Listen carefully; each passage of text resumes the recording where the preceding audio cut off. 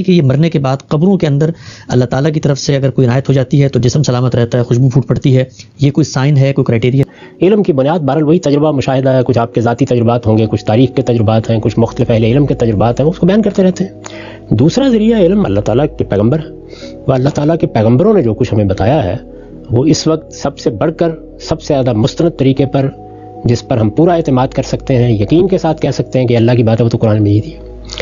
اس کے بعد رسالت میں آپ صلی اللہ علیہ وسلم کی نسبت سے بعض چیزیں لوگوں نے بیان کی ہیں، ان کا وہ درجہ نہیں ہے،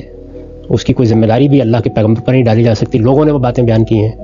اس کے پس منظر میں یا ماضی میں وہ مجموعے ہیں جو پہلی کتابوں کے